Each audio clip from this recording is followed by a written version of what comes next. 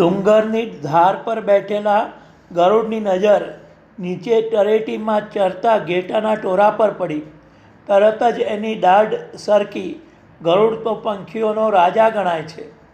એને શી વાર? તરત જ એ તો ઉડ્યો અને એક ઝાપટ મારીને દાઢમાં ગાલેલા એક ઘેટાને પોતાના મજબૂત પંજામાં આખું ને આખું ડુંગરાની ધારે ઉપાડી લાવ્યો. ડુંગરાની સામી ધારે બેઠેલો એક કાગડો આ બધો બનાવ પહેલેથી જોઈ રહ્યો હતો. એને વિચાર આવ્યો, શું હું ગરુડથી કમ છું? શું મને એના જેવું ઉડતા નથી આવડતું? મારે પણ એના જેવા પંજા નથી? ચાલ, હું એનાથી પણ વધુ અલમસ્ત ઘેટાને ડુંગરની આ ધારે આખું ને આખું ઉઠાવી લાવું અને બેઠો બેઠો એનાથી સુંદર મિજબાની ઉડાવું.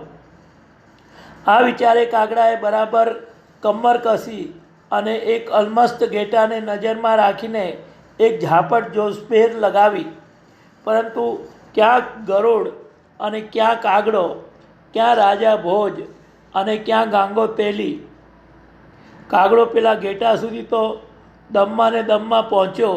એટલું જ નહીં, એણે એને ઉચકવા એના ઊનમાં પોતાનો પંજો પણ ખોસ્યો.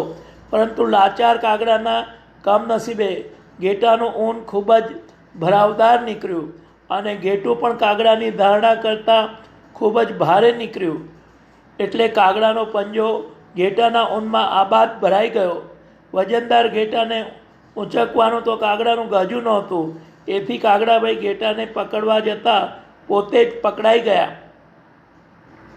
થોડી જ વારમાં ઘેટાનો ભરવાડ આવી લાગ્યો અને ગરુડની હામ ભીડનાર આ કાગડાને પકડ્યો. એની હાંસી ઉડાવતો પોતાને ઘેર લઈ ગયો અને એક પાંજરામાં પૂરી દીધો.